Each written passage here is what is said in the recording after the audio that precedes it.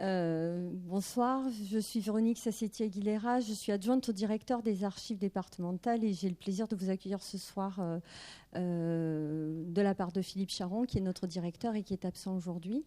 Merci d'avoir répondu présent un vendredi soir à 18h sur un sujet qui nous tient à cœur aux archives, puisqu'on a ouvert une exposition le 2 mars sur Être femme, parcours dans les archives, où au travers de documents d'archives, on illustre à quel point les femmes ont été aussi présentes dans l'histoire que les hommes, mais sont quand même moins visibles. Donc, merci à vous d'être présents. Vous allez assister ce soir à une table ronde en collaboration avec l'association Mémosine qui nous a aidés à monter ce programme. Et je remercie Fabrice Chénion, qui est mon collègue et qui organise les actions pédagogiques et culturelles aux archives départementales. Donc, je vous laisse avec nos 4 intervenantes. Fabrice voulait dire un mot, certainement. Je vais vous laisser les présenter, sans doute. Et en tout cas, merci encore d'être ici ce soir.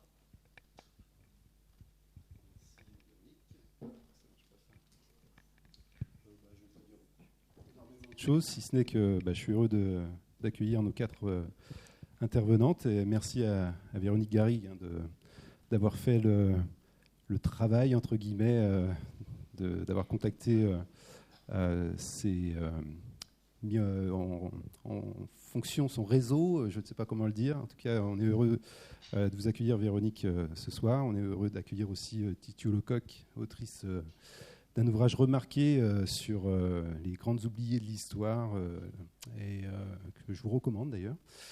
Voilà, on est heureux d'accueillir Virginia Adan qui enseigne à l'université de Nantes sur des sujets qu'elle va vous développer, et Vanessa Olry qui est masterante et apprentie archiviste ou déjà archiviste, je ne sais pas, apprentie archiviste. Voilà. Donc je ne monopolise pas plus la parole et je laisse nos intervenantes discuter de la place, en tout cas de comment écrire l'histoire des femmes au XXIe siècle. Merci beaucoup Fabrice, et puis merci à l'accueil des archives départementales de Loire-Atlantique qui donc ont sollicité l'association Mémosine, que je vais vous présenter quand même un tout petit peu dans l'immédiat, avant de laisser la parole à chacune, parce qu'on n'est jamais aussi bien servi que par soi-même, vous le savez, comme ça, en fonction de leur actualité et de notre sujet, elles répondront au mieux qu'à moi faire un CV qui serait assez plat finalement. Et puis après, on vous propose 2 temps d'échange, alors entre nous, et puis après avec vous. Finalement, voilà, comment est-ce qu'on arrive à faire de l'histoire des femmes ? Pourquoi s'occuper de la moitié de l'humanité finalement ? Et puis comment après on met tout ça en récit, ou comment est-ce qu'on vient le raconter ensuite à une table ronde à Nantes un vendredi soir ? Alors pour Mémosine, on est une association qui existe depuis maintenant plus de 20 ans, donc le bel âge, celui de la maturité. Alors on ne peut être connu s'il y a des enseignants ou futurs enseignants et enseignantes dans la salle. C'est un manuel qui a été publié maintenant il y a pratiquement 18 ans, qui s'appelle « La place des femmes dans l'histoire », publié chez Belin, et qui faisait le point sur les programmes et la place qu'on avait du mal à trouver pour ces femmes et qui donnait des pistes aux enseignants. C'est aussi un prix auquel peuvent candidater étudiants et étudiantes qui sont en master, donc je pense qu'il y en a dans la salle. Et donc vous travaillez sur les femmes, vous travaillez sur le genre, vous travaillez sur les masculinités, eh bien vous avez forcément un talent et donc envoyez vos prix. Vous verrez tout ça sur le site de l'association. C'est en général en septembre qu'il faut envoyer le master avec un prix qui amène une publication. On travaille et on aide les étudiants à publier leur ouvrage, et puis un prix qui n'est pas forcément négligeable non plus, en espèces sonnantes et trébuchantes. C'est également une revue qui est en ligne, donc vous tapez revue, genre et histoire, et depuis 2007, vous allez trouver plein de thématiques à raison de 2 numéros par an qui vous permettent là aussi de trouver les dernières recherches sur le même sujet, par des auteurs et des autrices, surtout des autrices, il faut bien le dire, françaises, étrangères, jeunes, un peu plus expérimentées, enfin voilà, toute l'actualité de la recherche sur ces thématiques. Et puis, petit dernier né de nos nombreuses activités, c'est un podcast qui, on va dire que c'est très à la mode, mais ça s'appelle Du genre dans l'histoire. Il y a déjà 10 numéros. Le dernier, c'était sur les lois Veil, avec Bibia Pavard, pour ceux qui connaissent un petit peu le sujet, qui parlait de ce sujet. Il y a eu aussi podcast sur le travail et les femmes, sur la préhistoire, le corps, le pouvoir, enfin bref, plein de thématiques. Parce que de toute façon, les femmes, on les retrouve un petit peu partout, semble-t-il. Voilà. Et puis aussi des partenariats donc avec, par exemple, la PAG, qui est l'association des professeurs d'histoire géo, mais ça peut être aussi avec Mathilda, c'est avec des concours. On a 2 rendez-vous annuels si ça vous intéresse. C'est une journée d'études. Alors pour l'instant, c'est plutôt parisien comme rendez-vous. C'est fin janvier, début février en général. Ça correspond à notre assemblée générale. Vous pouvez cotiser, nous soutenir, et vous aurez en plus un prix que vous pourrez choisir avec votre cotisation. Ça, c'était l'auto-promo. Et puis sinon, si vous voulez aller à Blois, finalement, quand on est à Nantes, c'est pas très loin. Je crois qu'il faut remonter un fleuve pour y arriver. Et donc, vous nous retrouvez au rendez-vous de l'histoire pour table ronde, pour des ateliers ou tout simplement pour nous croiser dans les salons. Vous finissez par nous reconnaître à un moment ou à un autre. De toute façon, quand c'est marqué femmes dans le programme à Blois, généralement, on n'est pas très loin. Voilà pour l'association. Juste un mot sur moi. Je suis professeure d'histoire-géographie sous la tutelle d'un... Non, j'ai dit que j'en parlais pas ce soir. Je suis aussi doctoresse en histoire moderne. Donc, vous savez, la période qui va du 15e jusqu'au 19e siècle. On est bien d'accord ? C'est parfait. J'aime bien travailler en ce moment sur les femmes en armes. Vous savez, celles qui font la guerre et qui ne s'appellent pas forcément Jeanne d'Arc. Voilà. Et puis, donc, je vais laisser, puisqu'on a le micro et qu'on s'est placé de cette façon-là, Titiou se présenter. Puis je te laisserai passer le micro ensuite. C'est petite présentation. Parce que moi, je me présente. Alors, je m'appelle Titiou Lecoq et contrairement à mes consoeurs ici, je ne suis pas historienne, ce qui est un peu ma particularité. Voilà. Pas du tout. Moi, j'ai même fait des études de lettres modernes. Donc, j'ai fait un DEA de lettres modernes. Et après, j'ai notamment travaillé comme journaliste. Et quand je faisais mes articles qui étaient beaucoup sur les rapports femmes-hommes à l'heure actuelle, donc en politique, dans la société, etc. À chaque fois, je faisais des recherches pour me dire d'où ça vient, est-ce que c'était comme ça avant, etc. Et donc, je revenais quand même toujours aux questions d'histoire. Et je fais des livres. Et donc, à un moment, je me suis dit, bon, on va faire ce livre qui parle de l'histoire des femmes. On expliquera pourquoi je l'ai fait tout à l'heure. Mais donc voilà. Donc j'ai fait Les Grandes Oubliées, comment l'histoire a effacé les femmes. Et l'idée était vraiment pour moi, alors qu'il y a un ouvrage qui a été relu par Véronique Garrigue, ce qui était la classe. Et moi, le but était vraiment de faire le lien avec le grand public et d'ouvrir parce que les recherches en histoire se poursuivent. Les historiennes découvrent des tonnes de choses. Et effectivement, dans les podcasts de Mnémosyne, écoutez-les parce que c'est passionnant. Et les travaux des chercheuses et des chercheurs qui sont récompensés par Mnémosyne, c'est génial à chaque fois, quoi. Enfin, c'est vraiment, on se dit, mais pourquoi on n'y a pas pensé avant de travailler sur ce sujet-là ? Donc, il se passe des tonnes de choses. Et moi, l'idée était de dire, OK, voilà, où on en est là en 2021, en gros, des recherches sur l'histoire des femmes et du genre, et de l'expliquer de la manière la plus simple possible pour les gens qui ne sont pas dans le milieu universitaire. Et vraiment sortir du petit, voilà, de notre petit... Enfin, votre petit, d'ailleurs, moi je n'en fais pas partie, votre petit microcosme, et essayer d'ouvrir aux autres et de les inviter à lire. Dans le livre, je cite beaucoup d'historiennes, essayer d'inviter les gens aussi à aller alors les lire, ou alors ce que je conseille, effectivement, comme on disait sur les podcasts, si parfois lire un livre d'une historienne, c'est pas évident, mais allez les écouter, parce qu'en podcast, elle raconte des choses, c'est fascinant, et c'est peut-être plus facile aussi de prendre par ce biais-là. Je suis complètement partie sur autre chose que ma présentation, mais voilà. Oui, c'est ce que tu voulais. Alors, merci, bonsoir. Donc, déjà, merci aux archives départementales pour cette invitation. Merci à Véronique Garrigue. Et puis, merci à toutes les trois aussi. Bon, ça fait un petit peu, je passe la pommade, mais quand même, en fait, je me rends compte que je vous ai lues toutes les trois. D'une certaine manière, en tout cas, j'ai lu Mnémosyne, puisque le manuel d'histoire mixte... j'ai été enseignante en collège et ça m'a été d'une utilité incroyable, et c'est un outil qui est vital. J'ai adoré lire Les Grandes Oubliées, c'était passionnant, et puis ça m'a poussé à avoir plein de réflexions sur effectivement comment est-ce qu'on rend accessible un savoir qui est parfois un peu niche, on va dire. Et j'ai eu le grand plaisir de lire le travail de master de Vanessa quand elle a fait son master recherche, et qui était absolument brillant. Donc voilà, je vous ai lu toutes les trois. Donc sinon, par ailleurs, je suis Virginie Adan.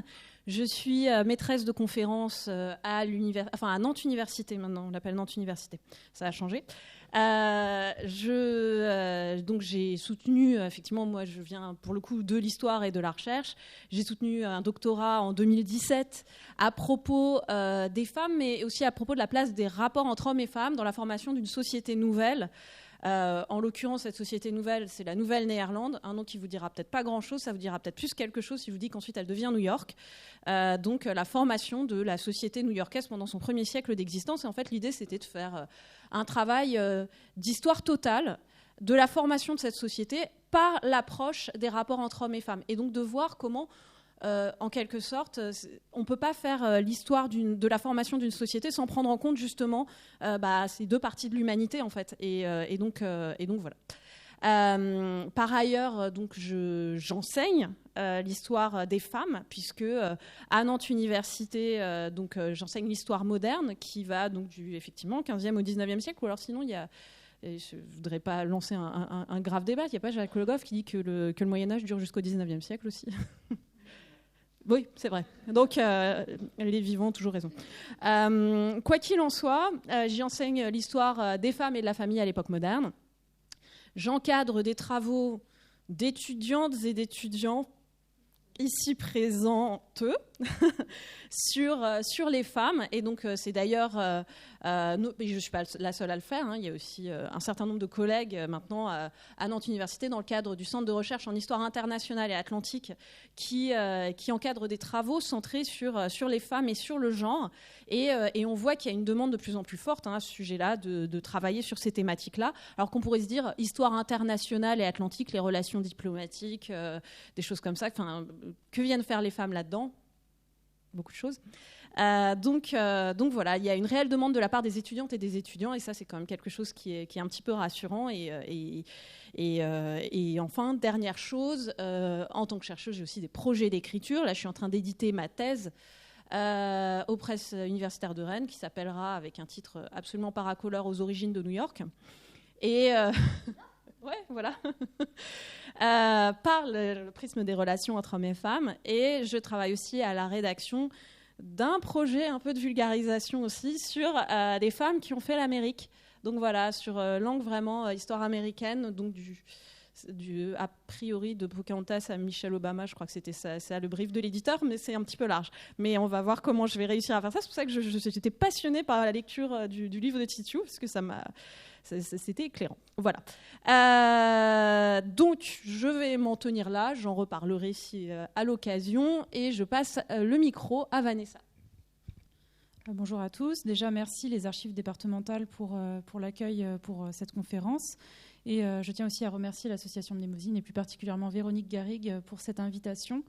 Donc, je m'appelle Vanessa Olry, j'ai un master recherche en histoire, donc histoire, civilisation, patrimoine de l'Université de Nantes.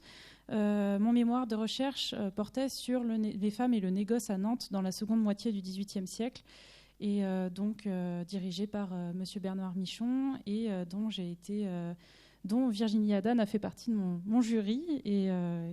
Donc, c'est à ce titre que j'interviens. Et ce mémoire m'a donné l'occasion de pouvoir écrire des articles, de participer à des séminaires, des journées d'études.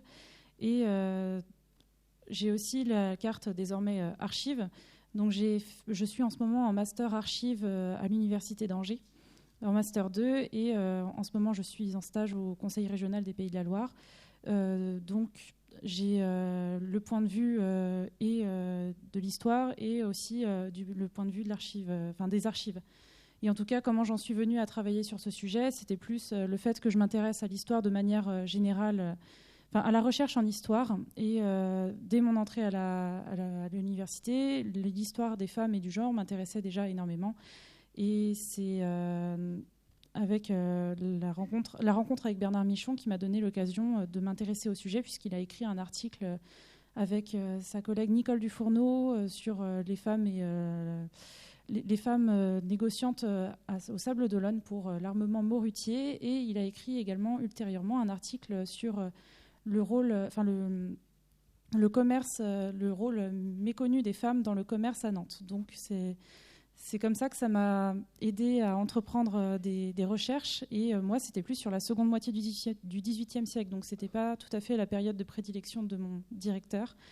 Mais voilà, j'ai fait ce mémoire de recherche tout le long de mes 2 ans de travaux. Je suis venue aux archives départementales vraiment souvent. Et donc, j'ai aussi fait les archives de Nantes par ailleurs.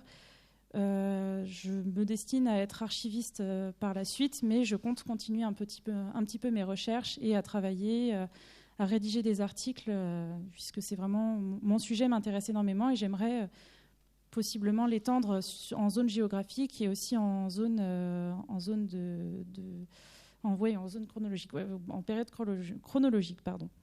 Et donc, je continue à lire des ouvrages de recherche sur les sujets qui entourent le mien, mais aussi d'autres ouvrages. J'ai notamment lu, on m'a offert à mon anniversaire dernier ton ouvrage.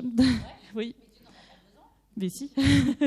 Non, il est très bien, puisque ça m'a permis aussi, un peu comme Virginie, de voir, d'avoir un regard plus extérieur de la discipline, et aussi d'avoir une certaine vulgarisation de certains sujets. Et ça m'a vraiment aidé à pouvoir essayer de vulgariser mon sujet, puisque j'arrive vraiment pas à le faire normalement. Et quand j'en parle, j'ai l'impression de ne pas réussir trop à le vulgariser et à essayer de l'ouvrir à un public autre que le public universitaire et étudiant et autres. Donc voilà, ça m'a beaucoup aidé de le lire, et il était très intéressant en tout cas. Voilà, je pense que je peux repasser la parole.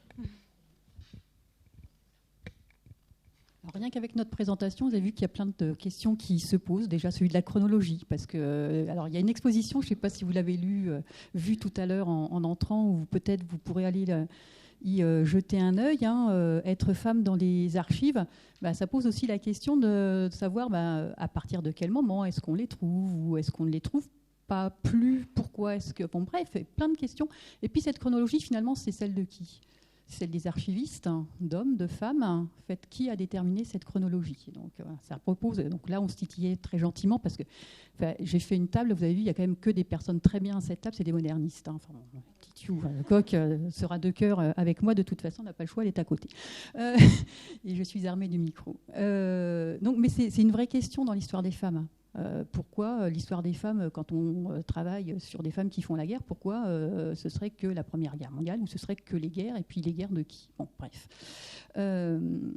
Et pour en arriver à se poser ces questions, et c'est la question que je vais vous poser, c'est dans son parcours, à quel moment on se dit, Vanessa, tu as commencé un petit peu à y répondre, à quel moment on va se dire, finalement c'est ça qui m'intéresse, ou peut-être un article ou autre, sachant que je n'ai jamais... Enfin, moi j'ai fait une thèse, je ne vous ai pas donné son titre, non, vous pourriez retrouver très facilement, c'est un homme.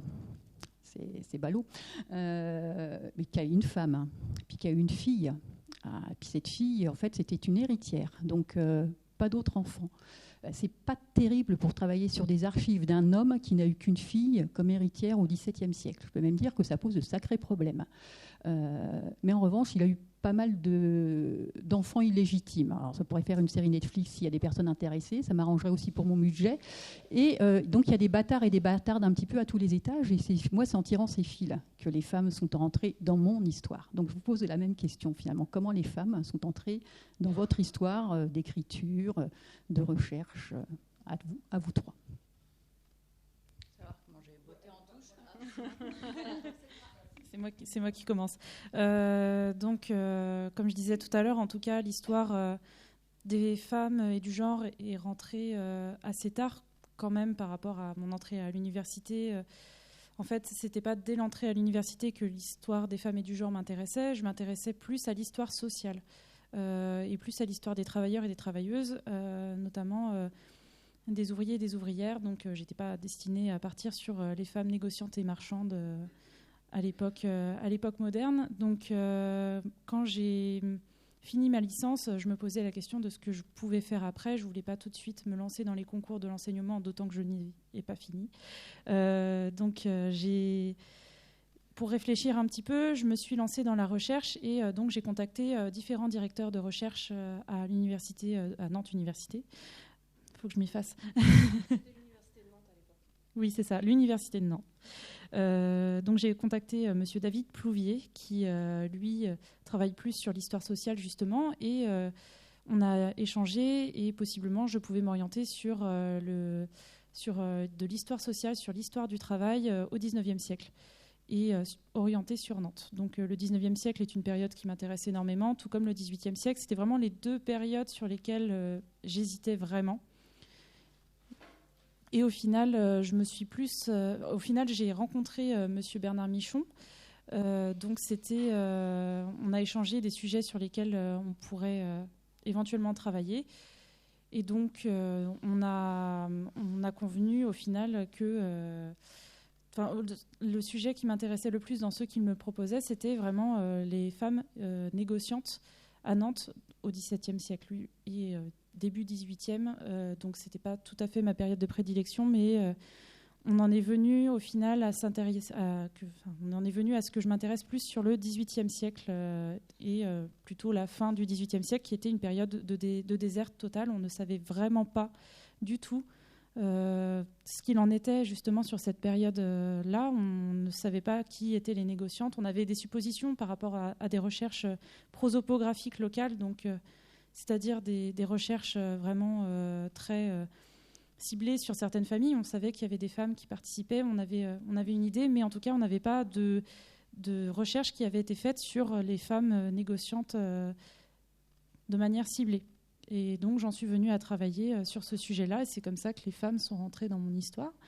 Et j'ai commencé à faire des recherches. Donc, je ne sais pas jusqu'où je peux aller dans mes propos, mais quand j'ai commencé à faire des recherches, mon directeur m'a dit « Attention, faites attention dans les archives, vous risquez peut-être de ne pas trouver grand-chose. » Et au final, lorsque j'ai commencé mes recherches, je me suis retrouvée avec énormément d'archives qui concernaient les femmes, qui concernaient toute la société de manière générale, mais j'avais énormément de sources qui pouvaient aborder les femmes. Et ça m'a énormément surprise. J'aurai peut-être l'occasion d'en reparler dans nos discussions, mais ça m'a énormément surprise. Et autrement, pourquoi les femmes aussi, pourquoi j'ai choisi ce sujet-là par rapport à d'autres sujets que mon directeur ou alors Monsieur David Plouvier m'a proposé, c'est aussi, on essaie de faire de la distance entre ces travaux de recherche et ces travaux et le militantisme, mais voilà, je m'intéresse beaucoup à des questions féministes, à des questions sociales, tout simplement aux sujets qui sont abordés dans notre époque par rapport au féminisme. Et moi-même, je m'étais impliquée, je faisais des manifestations, et donc c'est aussi comme ça que j'ai choisi ce sujet-là. Donc je plaide coupable de m'être intéressée à ce sujet-là, si c'est plaider coupable, mais en tout cas, ça m'a... À la fois, mes questionnements militants ont résonné quand j'ai cherché mon sujet, et à la fois, mon sujet m'a questionné pour pas mal de choses. On pourra réaborder ça, mais je vais passer la parole à... Bien. Alors, moi, je vais... alors, c'est intéressant ce que tu viens de dire sur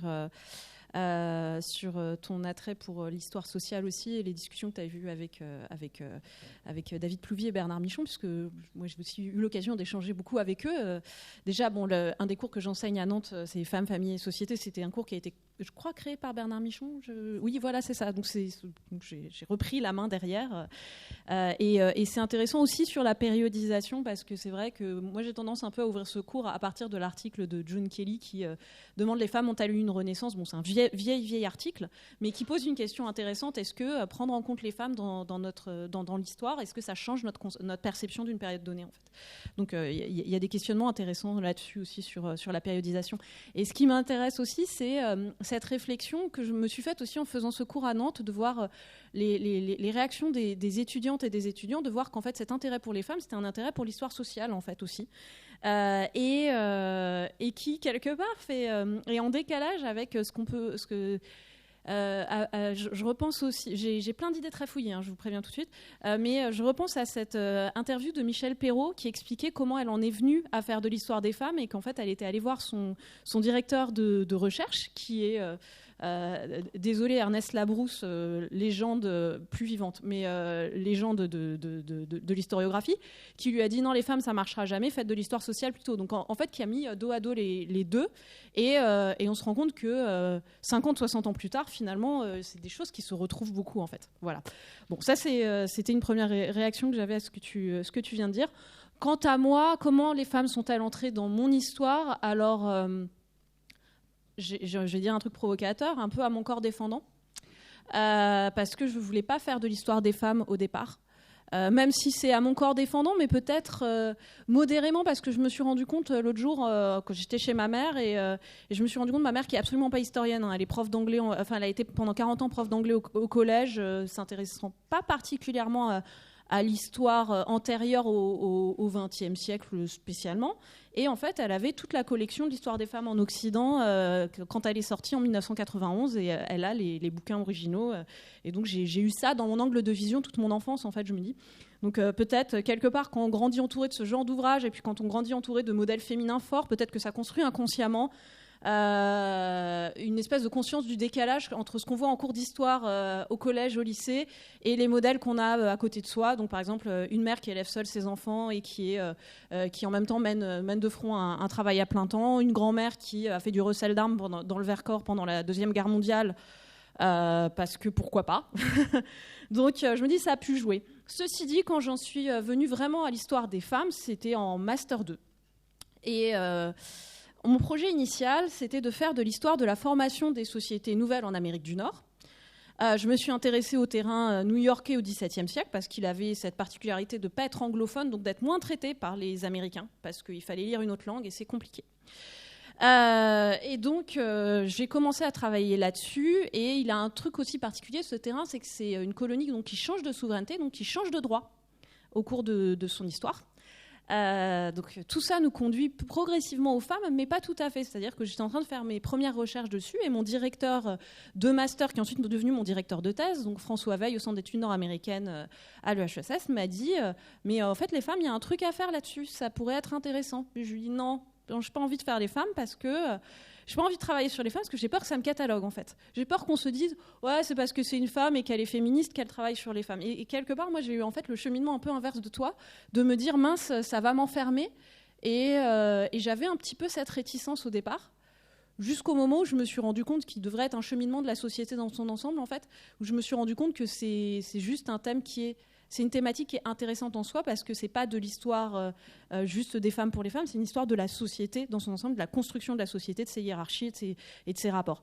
Et donc j'y suis allée à mon corps défendant, mais malgré tout, ensuite quand je me suis lancée, je me suis rendu compte qu'il y avait énormément de choses à dire sur cette question, sur ce terrain-là, avec une autre difficulté, donc pour rester sur comment les femmes sont-elles entrées dans mon histoire, ça a été aussi l'autre difficulté, c'est qu'il y a énormément de clichés et énormément de lectures très figées sur le rôle des femmes dans une société donnée, que ce soit notre société contemporaine ou une société passée, et que c'était très difficile de passer au-delà. Et ça a posé un vrai problème dans le rapport à l'archive, mais ça, j'y reviendrai peut-être après. Voilà.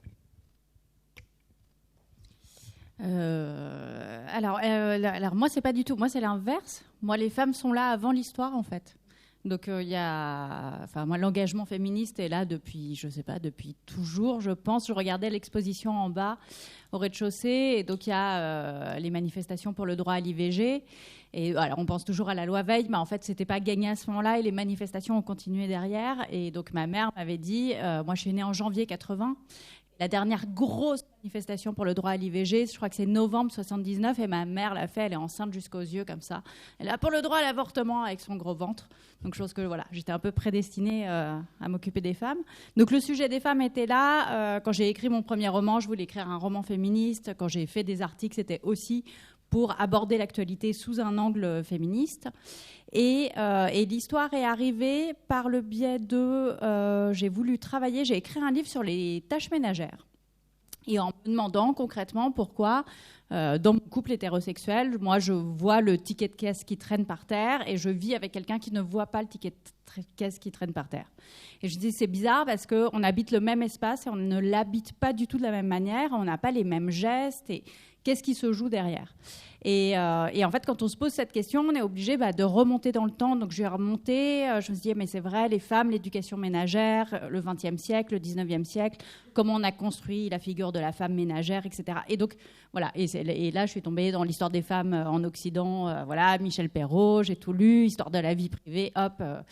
Et en fait, c'est de là qu'est venu ce truc de me dire à chaque fois que je travaille sur un sujet, en fait, pour un article, je peux remonter un fil historique. Ça a été très frappant. J'ai mené pendant 2 ans un travail pour le journal Libération sur les féminicides, où tous les mois, j'actualisais la liste des femmes qui avaient été tuées par leurs compagnons ou ex-compagnons. Et puis après, je regardais les décisions de justice, etc. Et en fait, quand on est sur ce sujet-là, très vite, on remonte au Code Napoléon et à ce qu'on appelle l'article rouge, qui était l'article qui disait que si un homme, un mari surprend sa femme en train de le tromper et qu'il tue la femme et l'amant, il est excusable. Et cette notion qu'il n'avait pas le droit, mais en fait, s'il le faisait, c'était pas très grave, quoi. Et en fait, je le retrouvais, j'ai assisté à des procès en cour d'assises où les avocates plaidaient quasiment l'article rouge, quoi. Et donc je disais, ça ne vient pas de nulle part, on ne vient pas de nulle part, on est vraiment les héritiers et les héritières d'une histoire qui pèse encore énormément, y compris dans mon geste de ramasser un ticket de caisse. En fait, derrière, il y a tout un poids, quoi. Et donc voilà, celle-là, c'est l'histoire, voilà, j'ai plongé dedans. J'étais trop vieille pour me refaire des études, mais voilà. Il n'y a pas d'âge. Non, enfin, c'était quand même trop long. Et donc voilà, et donc c'est comme ça que j'ai accumulé la documentation jusqu'à arriver à mon livre. Donc en fait, on a toutes ou tous peut-être, parce que ce qui est bien dans ce public ce soir, c'est qu'on va pas dire, on peut dire bonjour à tous et toutes et tous aussi. C'est mieux qu'il y a encore quelques années où c'était, on était dans les soirées, on va dire, c'était intimiste comme. Dans ces cas-là, ce qui peut avoir ses avantages, le non mixte, mais bon, pour débattre et justement sortir les femmes et peut-être passer au genre, on en discutera après, ça peut être utile d'avoir des personnes avec qui dialoguer. Alors vous avez vu, alors j'ai dit qu'il y a des modernismes, mais en fait il y a aussi un effet génération qui joue, parce que voilà, chacun a un rapport différent avec soit un passé militant dans la famille, soit les confrontations ou les difficultés qu'on peut avoir dans son travail. On est quelques-unes là, peut-être en tout cas à terminer, on sera dans la fonction publique où on pourrait vous dire c'est un monde parfait et égalitaire. Je pourrais vous remontrer la fiche de paie de mon mari qui exerce le même métier que moi. On a commencé de façon très originale en même temps. Il y a un écart. Et pourtant, ce n'est pas lui le plus diplômé du couple. Enfin, je vous laisse deviner où est la différence dans le positif et le négatif. Donc voilà, il y a des cheminements comme ça qui peuvent se faire différents. On peut très bien aussi alors avoir des parcours. Il y en a ici qui ont eu l'histoire des femmes de façon claire et nette dans leur parcours scolaire. D'autres qui n'en auront jamais entendu, parce que Napoléon c'est sympa, De Gaulle aussi, mais enfin bon, ils avaient tous chacun une bonne femme à la maison pour faire tourner la marmite d'une façon ou d'une autre. On les entend moins, celles-là. Et même actuellement, dans les programmes scolaires, c'est pas toujours évident d'aller les trouver, alors qu'elles y sont. Il n'y a pas que les figures qui sont toujours exceptionnelles, qui sont tutélaires.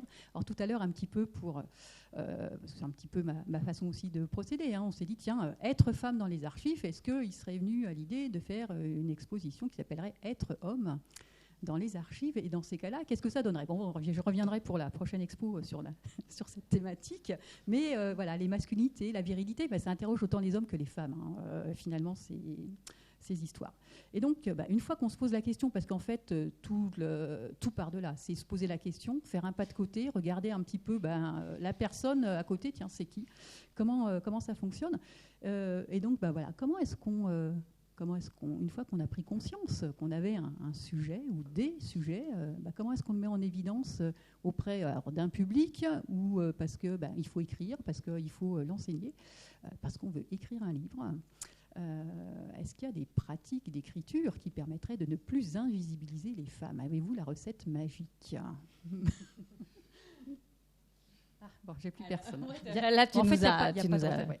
Non, parce que derrière, on a quand même quelques petites idées qui. Il y a un truc à la mode qui fait réagir, c'est quand on dit inclusif. J'ai pas mis le mot avant, c'est fait exprès. Alors moi sur comment écrire, le livre, je l'ai construit. Je me suis demandé comment être la plus didactique possible, et en fait en faisant les recherches, j'avais donc une masse de documentation évidemment. J'ai comment je fais le tri, en fait je vais pas pouvoir tout faire. Le livre il est pas très gros et c'est quand même du paléolithique à nos jours, l'histoire des femmes, donc évidemment c'est pas exhaustif. Et en fait, j'ai fait mon tri en vraiment comparant entre ce que j'avais appris moi à l'école et l'état des recherches actuelles. Et dès qu'il y avait vraiment un hiatus qui était important, je me disais, OK, ça, il faut que je le dise, il faut que j'en parle, etc. Donc évidemment, l'article « Les femmes ont-elles eu une renaissance ?» c'est absolument génial parce qu'on continue d'apprendre la Renaissance et que ça s'appelle toujours la Renaissance et qu'on brûlait des femmes à l'époque et qu'on peut se dire « Oh bah, c'est quand même bizarre comme Renaissance. » Mais donc j'ai vraiment construit le livre sur comparer en me disant a priori ce que j'ai appris à l'école, c'est ce que à peu près tout le monde ici a appris. Donc ça fait un bon socle commun pour faire le travail de vulgarisation. Et pour arriver à l'écriture inclusive exactement, je me suis dit, alors je fais un livre sur les femmes, donc il faut que je l'écrive en écriture inclusive. Et en même temps, j'aimerais bien qu'il soit lu par des gens qui ne sont pas dans le milieu militant féministe, donc des gens qui ne lisent pas de l'écriture inclusive. Et donc c'est compliqué parce que moi, le but était de parler aux gens qui justement ne vont pas vers l'écriture inclusive.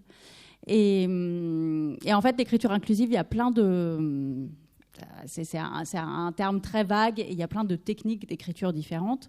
Par exemple, je n'ai pas mis le point médian, alors qu'il faut comprendre le point médian, en fait, c'est juste une abréviation. C'est vraiment un système d'abréviation. Évidemment, il ne se lit pas à l'oral. C'est comme quand on écrit monsieur ou madame en mettant un M majuscule point. Vous lisez jamais M majuscule point Lecoq. Non, vous avez compris que le M renvoie à monsieur. Bon, le point médian a la même fonction. Mais pour l'instant, on n'en a pas encore assez l'habitude. Donc, je ne l'ai pas mis parce que je savais que c'était vraiment répulsif et que mon but n'était pas de rester entre nous. Mais j'ai fait attention à chaque fois comme on fait pareil, je sais que toutes et tous, de mettre les étudiants, les étudiantes, etc. Et ce qui était intéressant, c'est que dans le livre, à un moment, je raconte la réforme de la langue française et comment l'Académie française, à un moment, va changer des règles d'orthographe. Donc, par exemple, il y avait l'accord de majorité ou l'accord de proximité. L'accord de majorité, là, ça serait de mettre au féminin, parce que c'est assez évident qu'il y a une majorité de femmes. Ou sinon, l'accord de proximité, c'est de dire toutes les femmes... Alors, on accorde avec le terme le plus proche du verbe. Donc, ça donne toutes les femmes et tous les hommes sont beaux, ou tous les hommes et toutes les femmes sont belles. Vous pouvez le faire comme vous voulez. Et donc ça, je l'ai beaucoup employé parce qu'il coule assez naturellement. Et avec l'intérêt dans mon texte, je pouvais expliquer. En fait, je pouvais raconter d'où ça venait. Et quand je fais des interventions dans les lycées, j'adore dire aux élèves, on a tous appris le masculin l'emporte sur le féminin. Et en fait, ça n'a pas toujours été le cas. Et évidemment, il y a un propos politique derrière. Mais donc, raconter l'histoire, c'est toujours cet angle-là. Raconter d'où ça vient et l'origine de ça, dire ça n'a pas toujours été comme ça. Et il n'y a pas une pureté de la langue française, évidemment, derrière. Et ça ouvre les possibles de... à l'heure actuelle, on dit le masculin l'emporte sur le féminin, mais ça pourrait changer. Moi, dans mon livre, effectivement, ce n'est pas la règle que j'ai choisi d'appliquer. Et donc voilà, j'ai vraiment essayé de doser à quel point je pouvais pratiquer cette écriture-là, tout en... L'idée n'est pas du tout, c'est pas du tout un livre coup de poing, quoi. C'est un livre douceur, plutôt. C'est un livre câlin, un petit peu. Non, mais c'est vraiment, d'ouvrir... C'est la nature féminine, c'est bien connu, la douceur. Mais de faire de la pédagogie. Donc je savais que le point médian, C'était pas vendeur. C'est pas vendeur, mais c'est vraiment de sortir le but du livre était de sortir du milieu militant féministe, d'aller au-delà, parce que ce que je raconte dans le livre, en général, les militantes féministes le savent déjà. Merci. Alors, moi, pour le point média, effectivement, j'ai toujours du mal à comprendre que ça puisse être un geste militant, mais c'en est un. Enfin, ça me dépasse, mais cette époque me dépasse. Je ne le mets pas, moi, dans mon écriture aussi, parce que je suis juste une prof d'histoire. Je suis désolée, Véronique, tu seras peut-être pas d'accord, mais les profs d'histoire sont des psychorigides pour moi, et je le suis. En fait, en tout cas, je considère l'être. Et que j'aime pas mettre des abréviations dans des textes qui n'ont pas vocation à avoir des abréviations. Mais donc, du coup, en fait, ce que je vais faire, c'est que je vais développer. Voilà, c'est ça. Mais par contre, dans des correspondances, des mails, des tweets et tout, j'ai aucun problème avec utiliser une abréviation. Enfin, voilà. Ça, c'est... Alors, juste on insiste pour tout le monde, en fait, quand on est fonctionnaire, je ne voulais pas dire son nom, mais je ne dirai pas non plus, mais le ministre de l'Éducation nationale fait en sorte que nous n'avons pas le droit de les utiliser dans des échanges officiels, dans des sujets, etc. Bon, après, liberté pédagogique un petit peu restreinte, là, pour le coup. Après, des usages, on parle du point médian, mais il y a eu des crispations avant parce que c'était les parenthèses, est-ce que c'était un tiret, enfin, en fait, ça renvoie à plein de problèmes qui peuvent être simplement typographiques, de lecture, de visibilité. Ça renvoie aussi à tout ce qui peut être, ah oui, tiens, on dit auteur ou autrice. Auteur, c'est pas beau. Enfin bon, écrivain, il y a plein de choses, enfin, il y a plein d'arguments. Et sur ce sujet, et pour laisser ensuite, te laisser continuer, je vous renvoie, moi, au livre d'Eliane Viennot, qui a écrit beaucoup sur le sujet. Il y a notamment un sur le langage inclusif et l'écriture inclusive, et c'est pas encore exactement la même chose, c'est beaucoup plus large. Il y a plein de manières de rendre les femmes visibles. Donc voilà, pour l'aspect un petit peu plus technique. Et pour l'aspect podcast, puisque Titiou parlait des podcasts, il y a aussi certains épisodes du podcast Parler comme jamais de Laëlia Véron qui sont assez bien là-dessus aussi, qui abordent bien cette question en ayant une pluralité d'opinions sur la question. Donc c'est très intéressant et c'est une approche de linguiste. Alors moi aussi, je n'aime pas commencer comme ça. Bref. Comment faire rentrer les femmes au cœur du récit. Il y a la question donc, de l'écriture, effectivement. Il y a aussi la question de... mettre en avant les femmes, c'est les mettre au cœur du récit. C'est vraiment ça. Donc c'est aussi dans des choix thématiques et effectivement d'essayer de déconstruire ce qu'on pense savoir déjà, ce qu'on a vu de manière assez traditionnelle, parce que comme on l'a vu aussi avec les initiatives de Mnémosyne, avec le manuel d'histoire mixte, ce que tu disais sur ta démarche, d'essayer de confronter avec ce qu'on a vu en milieu scolaire, on a une histoire qui est quand même très...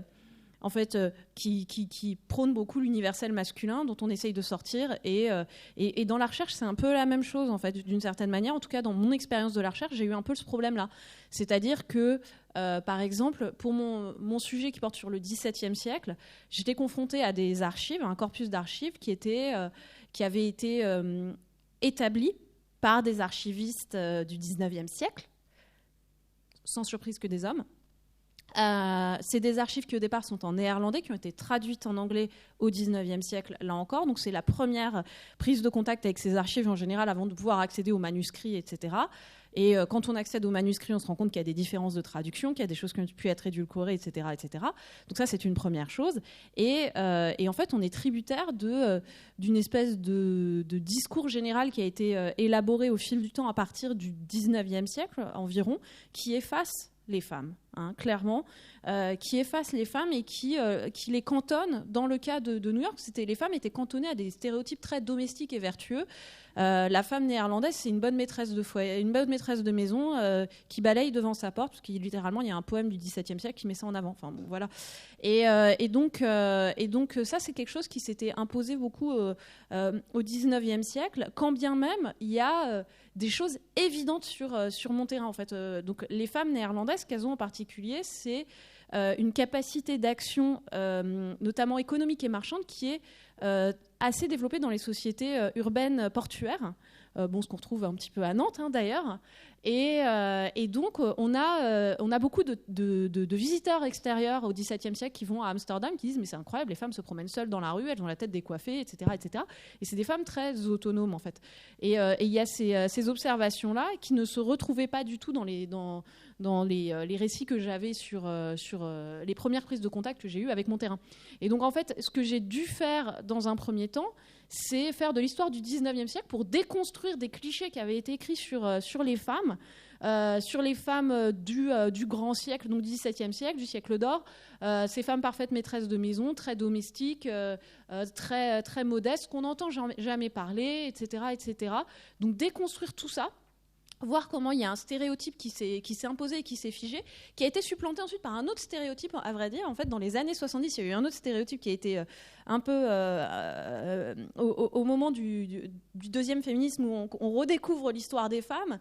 Ce terrain a fasciné parce qu'on s'est dit, voilà un terrain colonial où il n'y avait pas le droit commun anglais qui est rendu responsable du patriarcat dans la société états-unienne. Donc on se dit, c'était pas une société patriarcale avant et elle l'est devenue ensuite. Ce qui est un peu caricatural, j'ai envie de dire que c'était déjà patriarcal avant.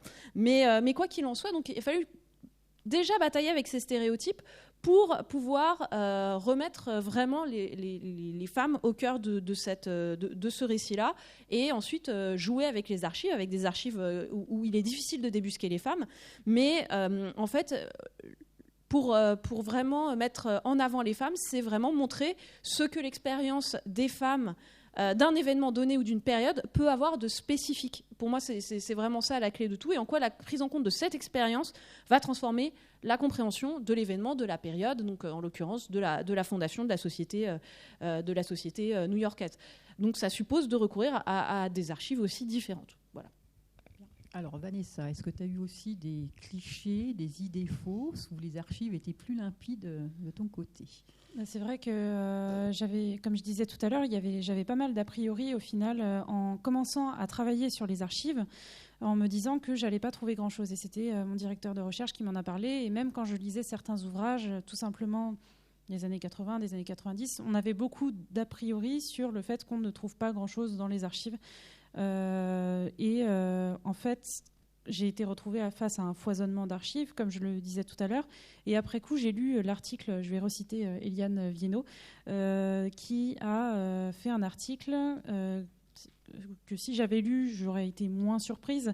Et elle disait des travailleuses, il y en a depuis toujours, et quand on les cherche, on cherche leurs traces, on les trouve.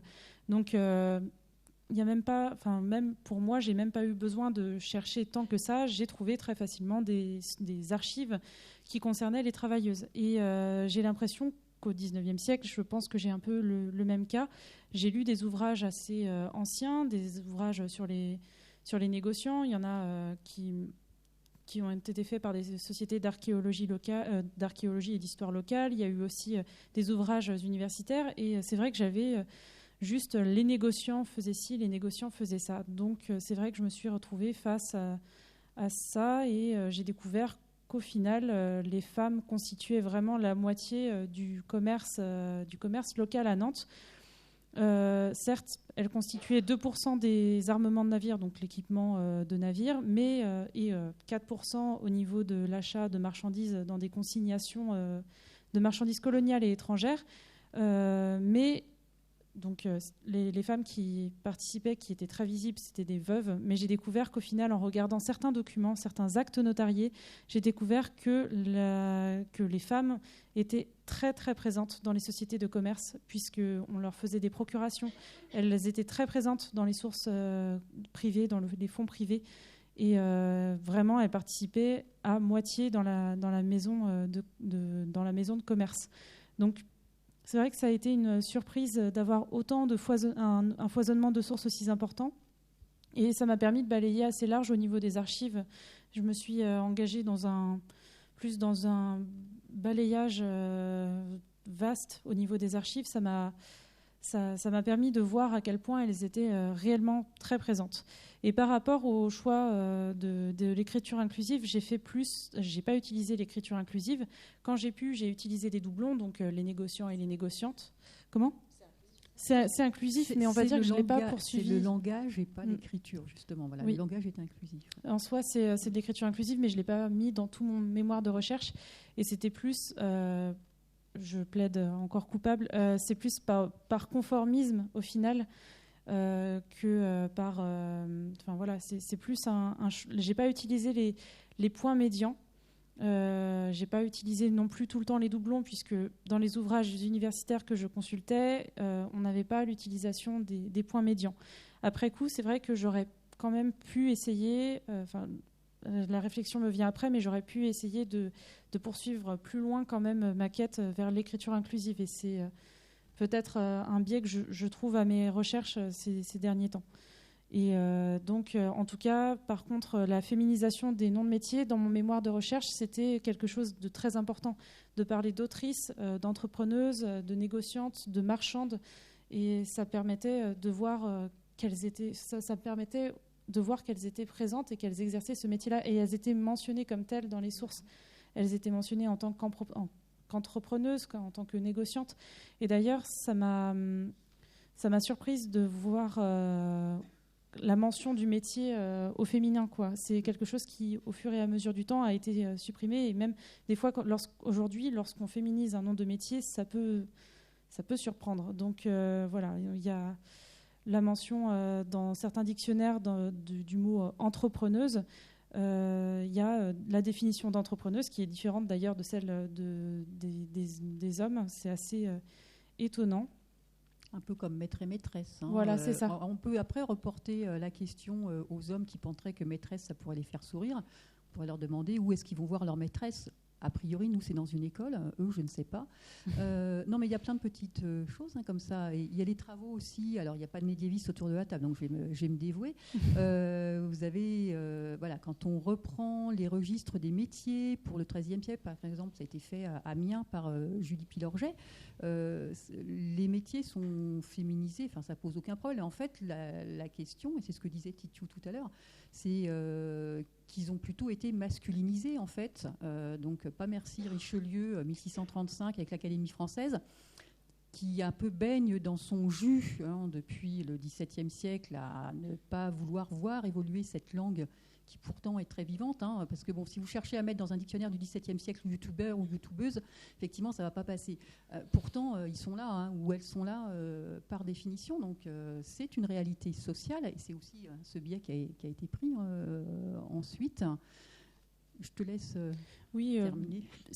J'ai pas tellement de choses à rajouter par rapport à ce que tu as détaillé, mais c'est vrai que la féminisation des noms de métiers dans mon mémoire, ça m'a moi-même posé des réflexions en tant que militante engagée, féministe, et ça m'a aussi... il y a pas mal de questionnements en fait, que mon mémoire m'a apporté par rapport à la mention de mademoiselle, madame, de situer les femmes par rapport à leur statut, par rapport à leur situation maritale.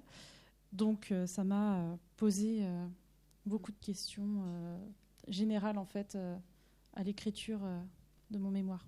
En fait, l'écriture de cette histoire renvoie à ce qu'on vit finalement au quotidien, donc le mademoiselle ou pas. Moi, ça fait un cours très récent avec une élève que je salue ici, qui ne veut pas qu'on l'appelle mademoiselle, donc qui a envoyé un peu bouler mon collègue de français, à juste titre, et avec les bonnes références. Donc elle lui a cité du Fillon, bon, c'est pas trop bon dans ma nature, mais bon, en 2012, voilà, madame, effectivement, bon, c'est titre administratif, mais voilà, ça montre aussi que ces questionnements, ils vivent, ils n'attendent pas d'être majeurs ou pas pour se les poser. Alors comme nous, on s'est déjà posé plein de questions, quand même l'idée c'est de pouvoir échanger avec vous. Et puis, bon, on sait bien que la première question est toujours la plus dure. Alors, juste pour vous mettre dans le bain et pour montrer que c'est toujours d'actualité, aujourd'hui, il y en a peut-être qui se préparent pour exercer ce beau métier, tant qu'il existe encore, qui s'appelle celui de professeur d'histoire-géographie. Donc aujourd'hui, il y avait l'épreuve, la dernière épreuve du CAPES, c'était celle du CAPES d'histoire et qui était sur le sujet du monde du travail, et le sujet était intitulé c'était sur les risques dans le monde du travail, mais ça ne concernait que les travailleurs. Bon, il y avait des documents proposés, je suis très mauvaise langue, il y avait quand même une femme de cité. Donc vous en déduirez, je pense que soit les femmes sont beaucoup plus précautionneuses et moins aventureuses que les hommes, ou alors ils sont particulièrement maladroits, ou alors on a une sorte de talent inné qui fait que ça nous protège de tous les dangers du monde du travail. Voilà. Allez, à vous la parole. Voilà, vous avez vu que vous avez tout le champ des possibles, éventuellement pour poser des questions. On va juste faire passer le micro dans la salle.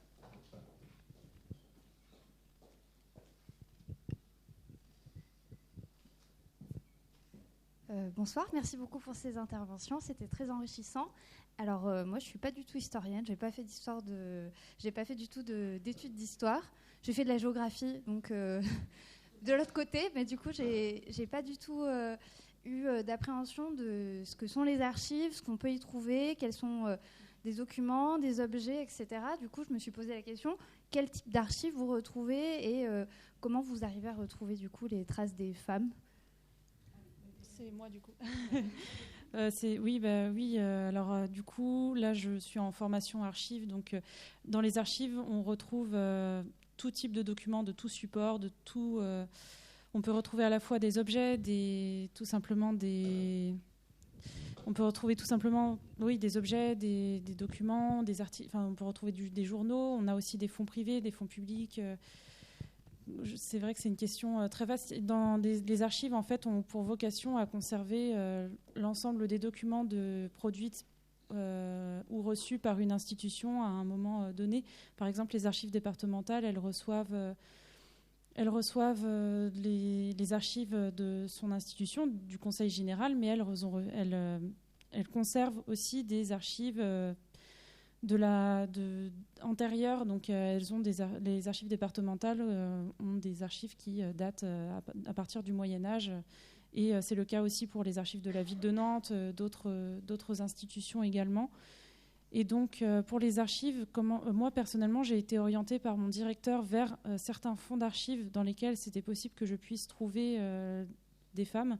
Et en l'occurrence, en fait, au départ, on m'a demandé de chiffrer la présence des femmes et ça a été avec les rôles d'armement. Donc, ce sont des feuilles remplies par les armateurs de navires. Donc, c'est ceux qui équipent les navires en provisions, qui payent, qui financent le navire en partie. Et donc, il y a la mention de l'armateur ou de l'armatrice, d'ailleurs. Et j'ai aussi été orientée vers les déclarations d'entrée de marchandises coloniales et étrangères du domaine d'Occident. Et ces archives-là, elles ont été très intéressantes puisque ça m'a permis de m'ouvrir à d'autres archives que mon directeur ne m'avait pas demandé initialement. En fait, on a des inventaires aux archives qui permettent de rechercher, de pouvoir regarder ce qu'il y a tout simplement de conserver. Et donc aussi, il m'a orienté vers les actes notariés où on pouvait retrouver les actes de mariage, de décès, non, les actes notariés plus au niveau des contrats de mariage, des procurations. On a aussi les contrats, tout simplement, les bails, les baux, pardon. Les investissements, les créations de sociétés, une grande variété de tout ce qu'on peut faire devant un notaire. J'ai consulté des fonds privés, j'ai consulté aussi des correspondances, des actes devant des cours, des juridictions et des administrations, des actes aussi devant des administrations provinciales pour mes recherches. Et personnellement, moi, pour mes recherches, j'ai pas forcément suivi ce que mon directeur m'a dit au départ. Mon directeur voulait un peu me freiner parce que j'avais une grosse soif d'aller dans les archives et de pouvoir consulter le plus de choses possible. Donc, au moins, ça m'a permis d'avoir un grand champ pour voir l'étendue de la place des femmes dans le négoce. Mais voilà, j'ai peut-être un peu dérivé sur ma question, mais c'est les archives. Personnellement, j'y suis allée et on va dire que j'ai ouvert les inventaires et j'ai regardé là où je pouvais trouver des choses intéressantes par rapport à mon sujet. Voilà. Oui, si je peux rebondir. Ouais, parce qu'en fait, merci pour c'est hyper complet. J'ai pas grand chose à rajouter, mais en fait, parce qu'en fait, j'ai moins d'archives que toi, parce que je travaille sur une colonie où il y a peut-être moins de produits. Enfin, si, il y en a, mais en fait, ce qui est intéressant quand on travaille sur les femmes, sur des périodes plus reculées, c'est que si on s'intéresse uniquement à l'écrit, on a un problème majeur, c'est que beaucoup de femmes n'écrivent pas. Beaucoup de personnes d'une société donnée n'écrivent pas quand on remonte le temps. Et donc, quand on prend par exemple une société coloniale qui est fondée par des Néerlandais, où on envoie des réfugiés qui n'ont aucune éducation, etc., on va avoir beaucoup de mal à trouver des archives où les femmes s'expriment. Donc, il y a les archives privées, effectivement, des archives familiales, s'il y a des femmes qui peuvent écrire, qui ont des correspondances, qui ont laissé des écrits, ce qu'on appelle des écrits sinon du fort privé, ou des correspondances, etc. Dans le cas de New York au XVIIe siècle, sur la totalité du XVIIe siècle, je dirais que ça concerne 4 femmes. Donc, ça fait pas une grosse histoire. Si on se limite à ça, on est un petit peu gêné. Mais c'est là qu'il faut être créatif un petit peu avec les archives et qu'il faut aller chercher sur des archives où on va les entendre, en fait, ces femmes, où on va entendre en fait les silences, les catégories silencieuses. Et ces archives-là, donc c'est une société coloniale qui a été fondée par la Compagnie des Indes néerlandaises, qui envoie toute une administration là-bas, et cette administration essaie de créer une société qui va marcher. Et donc, à chaque fois qu'il y a des problèmes, ces administrateurs vont rapporter les problèmes. Et donc, vont dire non, mais là, ça va pas du tout. Il y avait Jean-Michel qui était ivre-mort dans la rue. Il y a Machinette qui est venue lui taper sur la tête, etc., etc. Bon, on voit apparaître les femmes. Et ensuite, petit à petit, cette société se constitue de plus en plus. Et la population locale demande des institutions locales. Et c'est l'arrivée des merveilleuses archives judiciaires, parce qu'on adore les archives judiciaires. Je suis pas la première à le dire, puisque c'est Arlette Farge qui l'a beaucoup mis en avant. Mais les archives judiciaires qui ont quelque chose de très frustrant aussi, parce qu'on n'a pas toujours la fin de l'histoire, mais par contre c'est des archives où qu'est-ce qui se passe ? Les gens viennent voir les magistrats. Donc à New York, c'est des bourgmestres et des échevins comme en Belgique. Ils vont les voir et ils racontent ce qui s'est passé. Il raconte, je voulais lui payer un tonneau de bière, elle n'a pas voulu prendre mon argent, donc j'ai traité de prostituée, du coup elle m'a traité, enfin pas de prostituée en l'occurrence, de pute, hein, mais bon voilà, donc du coup elle m'a traité de canaille, je voudrais réparation, etc. Et donc en fait c'est là qu'on voit les interactions du quotidien. Alors le biais c'est que c'est que des interactions litigieuses, mais aussi on en voit des plus ordinaires dans ces archives-là, parce que je me suis fait agresser quand j'étais sur le chemin pour machin, alors que je venais d'aller saluer mon ami qui, etc., etc. Et là, on voit apparaître les gens qu'on n'entend pas en général. Et ces gens peuvent venir témoigner. Un autre cas de figure, un procès pour tentative de meurtre dans ma colonie à la fin du XVIIe siècle. En fait, c'est un homme qui a menacé de tuer la femme esclavisée d'un homme. Et en fait, on fait venir cette femme qui vient témoigner, en fait. Qui vient dire oui, alors c'est vrai qu'il m'a proposé de m'enfuir, ensuite il a proposé de m'empoisonner. Enfin bon, voilà, c'est toute une histoire assez rocambolesque, pas terrible pour la femme en question, mais en tout cas, on voit une femme réduite en esclavage, une afrodescendante réduite en esclavage s'exprimer, prendre la parole dans cette archive-là. Et ces archives judiciaires, notamment, c'est celles qui permettent d'avoir accès à ce quotidien. Donc, d'où on a des idées préconçues. Il n'y a rien à dire sur les femmes, à part les 4 femmes qui avaient effectivement un patrimoine important et qui étaient des femmes de tête, etc., etc. Il n'y a rien d'autre à dire sur elles. Il y a un historien qui disait, à part leur pouvoir économique, il n'y a rien à dire sur les femmes de Nouvelle-Néerlande. Voilà, c'était fin du game. Et en fait, quand on va ouvrir des archives judiciaires, on trouve plein de choses. Exactement comme ce qu'a dit Vanessa. Il suffit de poser la question pour avoir la réponse, en fait, des fois. Oui, donc tu as des archives ? Non, mais alors sur les archives, il y a un livre absolument génial d'histoire qui est sorti il n'y a pas très longtemps, qui s'appelle Ceux qui tombent, de Jérémy Foy, qui est sur la Saint-Barthélemy. Et alors, ça se lit comme un roman, mais il raconte vraiment le travail d'historien avec les archives. C'est-à-dire, il y a ce qu'on a appris sur la Saint-Barthélemy, et donc lui, il allait voir toutes les archives. Il y a un moment où il se demande, donc on a les dates de la Saint-Barthélemy, et il se dit, mais est-ce qu'il y a des actes notariés à ce moment-là ? C'est-à-dire, est-ce que des gens se sont mariés pendant la Saint-Barthélemy à Paris ? Et donc, il va regarder et qui s'est marié, et qui a déclaré un décès, et donc, en cherchant comme ça, en fait, il se rend compte que dans les victimes de la Saint-Barthélemy, il y en a plein qui avaient déjà été arrêtés 5-6 ans avant par la police, et en fait, plus précisément par la personne qui va les tuer 5 ans plus tard et qui était leur voisin. Enfin bon, il recroise tous les destins. C'est sur les archives. Je ne sais pas ce que vous en pensez. Moi, je trouve ça vraiment génial. Il est incroyable. Voilà. C'est encore un livre de moderniste, sans vouloir insister sur le sujet. Non, il ne faut pas dire le mot archive, parce que sinon, de toute façon, vous êtes là jusqu'à minuit. Non, tu as un train avant. Bon. Non, mais c'est juste, en fait, c'est parce qu'on se pose la question. J'ai commencé avec, alors ça s'appelait une maîtrise, c'est vous dire mon grand âge, et c'était la rubrique des chiens écrasés, c'est le présidial. C'était ailleurs, c'était à Reims, et en fait, c'est les querelles de voisinage, ça tape dessus. Enfin, c'est la maréchaussée à ce moment-là. Les archives du présidial, c'est ça. Donc, c'est des les registres, très concrètement, hein, les registres, et c'est ça. Donc des fois, on a le début de l'histoire. Alors, on a le nom, c'est qui est. Alors, c'est fille de, mère de, etc. Enfin, c'est à chaque fois, voilà, c'est les femmes par rapport toujours à un autre. Le seul grand moment de liberté, veuve. C'est génial, veuve. Plus de gars sur le dos, c'est impeccable. Bon, bref. Et on les voit comme ça.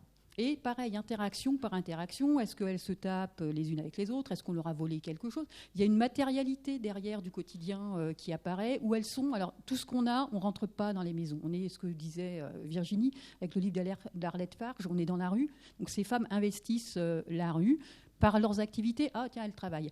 Elles sont au lavoir, elles sont marchandes, elles sont avec leurs enfants, sans enfants, et... Elles sont en train de cheminer, elles étaient entre deux villages, elles ont été agressées, enfin les agressions sexuelles, on n'a pas attendu.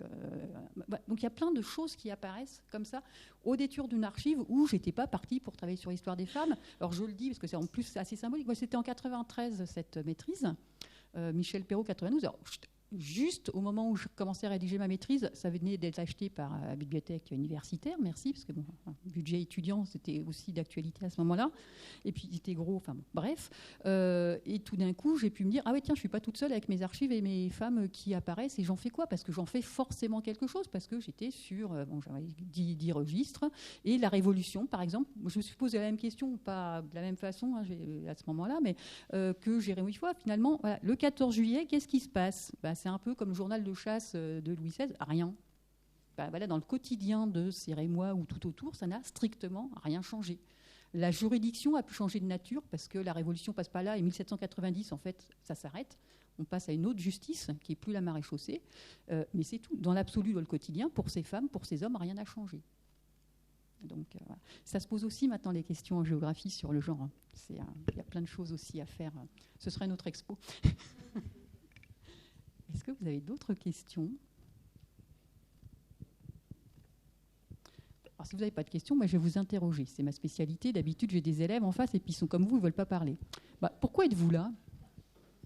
Non, parce qu'en plus, voilà, c'est l'heure de l'apéro. Enfin, voilà, vous pourriez avoir d'autres. Voilà, qu'est-ce qui fait venir quelqu'un aux archives un vendredi soir pour parler de l'histoire des femmes? Là, j'ai tout mon temps.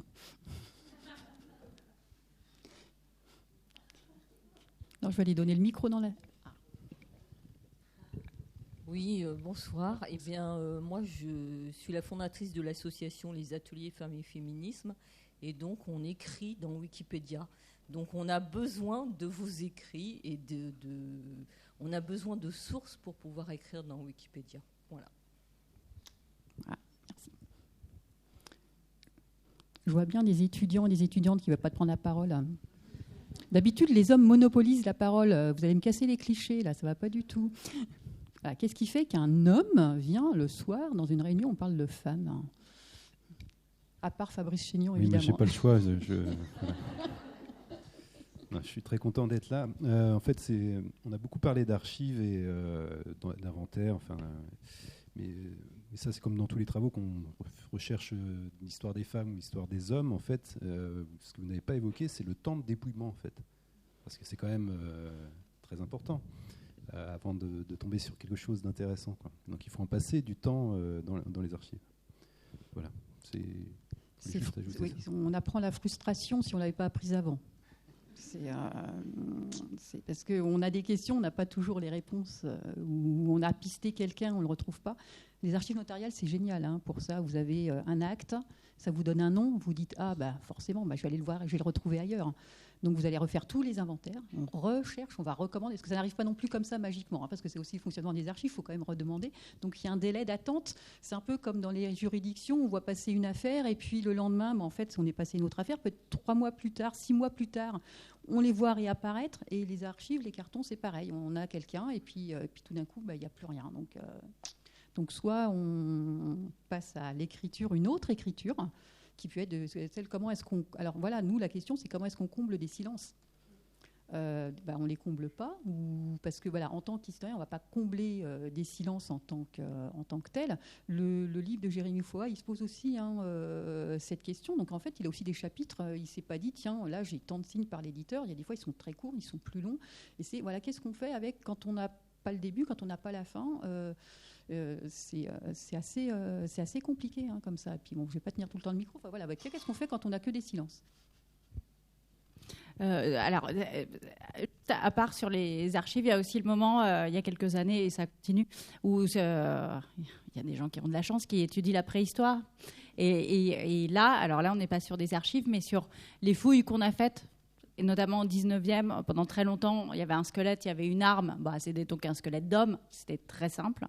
Et donc, il y a quelques années, avec le développement de la recherche sur l'ADN, ils ont pu reprendre toutes les sépultures, et là, ils ont pu déterminer les sexes. Et là, brusquement, ils se sont rendus compte que, sur certaines zones géographiques, 40% de ces tombes de grands guerriers étaient en fait des femmes. Et avec la question, est-ce que c'était des guerrières, est-ce que c'était des compagnes de guerriers, etc. Et pareil, la recherche a prouvé que c'était des guerrières. Mais donc, ça, c'était assez magique, je pense, en histoire, parce qu'il y a eu ce côté genre, ah, mais ça y est, on a un nouvel objet, c'est quand même assez rare, qui fait que on va faire, ça a complètement transformé la vision qu'on avait de la préhistoire à ce moment-là. Ça a été vraiment une forme de révolution, ce qui explique qu'on ait beaucoup parlé de la préhistoire ces dernières années, c'est parce qu'il y a eu un vrai progrès scientifique qui a permis de révéler une réalité qui était très différente de ce qu'on avait appris pour le coup, nous, à l'école. Bonjour, ça marche? Oui. Je voudrais rebondir sur cette idée. Je suis pas du tout, j'ai pas du tout fait d'études d'histoire ni même d'études de lettres. Je suis un scientifique, mais j'ai ce point commun avec vous de travailler beaucoup avec le travail d'autres auteurs, puisque je lis des articles et que je base mes recherches sur ces écrits. Et donc, ce que vous venez d'évoquer me fait me poser la question, puisque la grande majorité des documents que vous allez utiliser comme source et qui vont passer entre vos mains ont pour beaucoup été écrites par des hommes et pour beaucoup donc sont passées à travers le filtre d'un patriarcat d'hier et d'aujourd'hui. Comment, en tant qu'historien, en tant qu'historienne, on inverse ce filtre qui a été appliqué aux sources, qui a été appliqué aux événements et à leurs interprétations, autant sur les sources donc par exemple de l'agent qui a pris en note les événements, et sur les sources de l'historien du XVIIe siècle qui a commenté les faits du siècle précédent, par exemple. J'ai le micro, donc je réponds. je passerai ensuite. Je pense que c'est un petit peu du cas par cas. Des fois, on se force à se poser la question, je pense. Il faut désapprendre ce qu'on a appris des fois. Ce que je veux dire par là, c'est qu'il y a des fois où c'est évident, quand on lit certains textes, justement certains chroniqueurs du XVIIe siècle, etc. On voit un chroniqueur du XVIIe siècle fait un récit de voyage sur « Ah, c'est génial, les sauvagesses ici ». Il s'agit des femmes autochtones, sont toutes très disponibles et toutes nues. Bon, on se doute qu'il y a peut-être un petit peu un biais, ça apparaît assez clairement. Et il y a d'autres fois où on doit un petit peu se forcer. Justement, je reprends mon histoire de cette femme réduite en esclavage qui a failli être empoisonnée par un gugus. Quand il est poursuivi en justice, il explique non, c'est qu'en fait, je voulais l'acheter à son maître parce que j'ai 2 enfants avec elle et en fait, il n'a pas voulu, donc j'ai menacé de me tuer et de l'empoisonner avec moi. On se dit waouh, mais quelle belle histoire d'amour. C'est merveilleux. C'est une famille interraciale qui a été constituée. Ils étaient très amoureux, etc. Sauf qu'en fait, on l'entend elle jamais dire en fait si on ne sait pas si elle était consentante d'avoir eu 2 enfants avec cet homme. Et donc, il faut se forcer un peu à se poser ces questions-là, des fois, parce que les archives peuvent être un petit peu nous endormir sur ça. Je pense qu'il y a quand même le besoin d'être vigilant en permanence. Voilà, c'était juste ce petit détail. C'est que des fois, il y a des archives qui le disent, qui sont presque trop évidentes sur ça, mais il y en a beaucoup, en fait, où il faut vraiment désapprendre un peu certains réflexes et bien voir les effets de langage et prêter attention. Et c'est là la démarche critique de l'historien ou de l'historienne face à l'archive, en fait. Le travail critique, c'est d'essayer de voir quelle est la subjectivité de la production de l'archive, quel est le contexte de production de l'archive, contexte matériel, contexte circonstanciel, etc., etc. Et ça fait partie justement du travail. C'est le cœur même, je pense, du travail de l'historienne ou de l'historien. Alors, ça va continuer un petit peu dans la provocation. Vous avez compris que c'était un peu ma marque de fabrique. Et pour reprendre ce qui a été dit sur la préhistoire, parce que justement, c'est passionnant et ça a reposé des questions, on pourrait se dire, voilà, les objets ont-ils un sexe? Je vous pose machine à écrire. Pour les hommes, pour les femmes. Enfin, techniquement, 2 bras, un cerveau, ça marche. Hein. Et au départ, c'était plutôt masculin. Et puis, progressivement, vous regarderez les publicités... il y a des femmes et il y a plein de raisons en fait, pour lesquelles c'est devenu, c'est lié aux femmes. Le silex, on fait le feu, c'est marqué hook, c'est pour les hommes, pour les femmes, il n'y a pas de mode d'emploi. Et puis si les femmes sont à la cuisine, logiquement, les femmes ont inventé le feu. Enfin, voilà. Donc il y a plein de questions que ça pose. Hein, finalement, qui produit l'archive? Effectivement, c'est la bonne question. Qui écrit et qui se met dans cette position? J'ai vu qu'il y avait... On n'aura jamais fini, en fait. Donc c'est bon, on va annuler tout. Non, mais effectivement, sur l'extrême vigilance que ça demande, moi, je me suis rendu compte d'une chose. Là, après avoir écrit le livre, régulièrement, je parle de la résistance et comment la mémoire de la résistance s'est beaucoup masculinisée pour nous. Et en fait, je me suis rendu compte que moi, du côté de ma mère, mes grands-parents, mon grand-père était résistant. Voilà, il a laissé médailles, etc. Enfin, bon. Et donc, il a fait sauter des trains. Et puis, il y avait des soldats américains qui étaient dans le grenier de la maison. Ils ont aussi caché des armes, et voilà. Et donc, ça a toujours été présenté, ton grand-père, le résistant. Et en fait, c'est très récemment, je me suis rendu compte que ma grand-mère, en vrai, était résistante, puisqu'elle avait caché le soldat américain, Bob, en plus elle aimait beaucoup Bob, et les armes, et qu'elle le nourrissait, etc. Et elle-même ne s'était jamais dit, elle était l'épouse du résistant. Elle s'est jamais dit, je fais partie de la résistance. Et donc, elle n'a jamais demandé de médaille, elle n'a jamais verbalisé. Et en fait, c'est là, tu vois, où ça rejoint ce regard où tu te dis, ah, mais en fait, tu étais résistante et tu n'as jamais su, quoi. Ma grand-mère a été décorée il y a 7 ou 8 ans pour son activité de résistance. C'est le moment où je l'ai découvert, en fait. Alors qu'on savait que papy avait été FFI, quoi. Enfin, non, mais c'est... Alors moi, du coup, j'ai pas de cas où justement... Non, je parle de...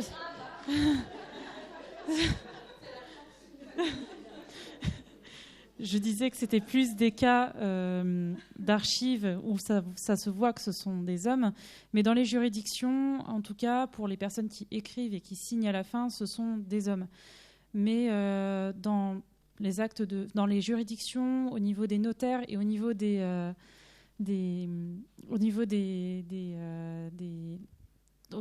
juridictions des notaires et toutes les autres cours, au final, ils ne faisaient qu'appliquer tout simplement les codes qui étaient émis pour appliquer la loi, et ça se ressentait lorsque on abordait les femmes.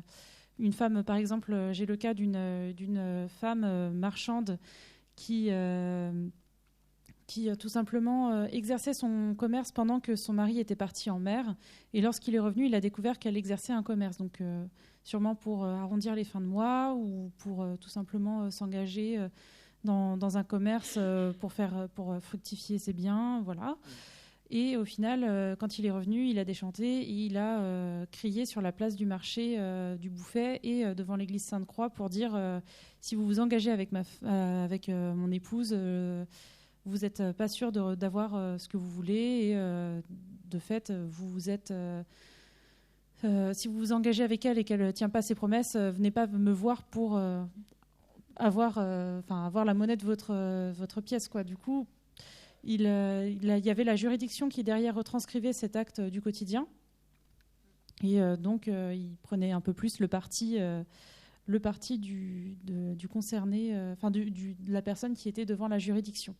Et ça se ressentait que c'était vraiment le cas que la femme derrière dans le texte qui a été écrit a été discréditée et discréditée devant la cour de justice, justement, qui était dédiée au commerce. Donc c'était assez intéressant de voir ça aussi. Mais j'ai pas forcément eu beaucoup de cas d'archives où c'était vraiment visible à ce point-là. J'ai pas forcément lu beaucoup de publications du XVIIIe siècle pour voir à quel point c'était ça. Voilà. Ouais, bonsoir. Moi, j'ai plusieurs questions un petit peu nulles parce que, Il y en a une qui va être assez massive et d'autres qui vont être un petit peu à côté de la plaque. La première, c'était, vous êtes revenu plusieurs fois sur le fait qu'à partir du 19e siècle, il y avait une certaine invisibilisation, je ne sais plus c'est le terme exact, mais en tout cas, il y a une espèce de censure des femmes qui se met en place au 19e siècle. J'aurais juste voulu savoir si vous étiez capable de déterminer pourquoi. J'ai mes petites idées, mais voilà, j'aimerais bien savoir. Et j'en profite pour poser juste une deuxième question qui, elle, va être chiante. Ça va être plutôt au niveau des préconisations, parce que je pense que c'est une très grosse question qu'il faudrait diviser en plusieurs petites. Pour l'avenir, bon, je pense que les sources historiques seront plus les mêmes, certainement. Est-ce que vous auriez des préconisations, des méthodes particulières pour sortir de l'invisibilisation, l'ostracisme, toutes les stratégies d'évitement des mémoires féminines telles qu'elles ont pu être mises en œuvre jusqu'à présent? Est-ce que voilà. Alors je fais la première question. La première question est facile. Oui, alors Napoléon, évidemment. Mais c'est au 19e siècle, il y a vraiment c'est le siècle du progrès et de la science. On croit en la science. Et à ce moment-là, on pense que vraiment, biologiquement, la femme est faite pour rester à la maison et s'occuper des enfants. Et donc, c'est naturel, c'est sa place naturelle. On ne pense pas du tout que c'est construit socialement. Et donc, ça explique que tout le regard qu'on va poser sur l'histoire précédente, on va se dire, plus on recule, plus on va vers l'état de nature, plus forcément elle ne devait s'occuper que des enfants et de la maison. Donc voilà, il y a un biais, on va du coup mal lire l'histoire et mal lire les traces comme ça. C'est vraiment lié à cette idée biologique, ce qui était simple, il suffisait de mesurer le crâne d'une femme, on voyait bien qu'elle était moins intelligente qu'un homme, et enfin voilà, des choses comme ça. Donc voilà, ça c'est pour développer sur Napoléon. Et la deuxième partie, plus prospectif, si... Ouais, vas-y. Alors, en fait, les archives, et je ne m'intéresse pas aux contemporains exprès, parce qu'il y aura d'autres problématiques, la matérialité, enfin là, tous ceux qui vont, toutes celles qui travailleront sur le numérique, etc. Enfin, ça va mais en fait, la question sera toujours la même. C'est le regard qu'on va porter sur le document ou l'objet historique qu'on interroge. Parce que fondamentalement les registres, ils ne changent pas. Enfin, là, vous avez des superbes sceaux qui vous attendent dans l'exposition. Ils ont toujours été là. Sauf qu'on a regardé le chevalier, on n'a pas regardé à côté qu'il y avait une femme. Enfin, voilà, en fait, c'est le regard que vous allez porter dessus. Et le jour où...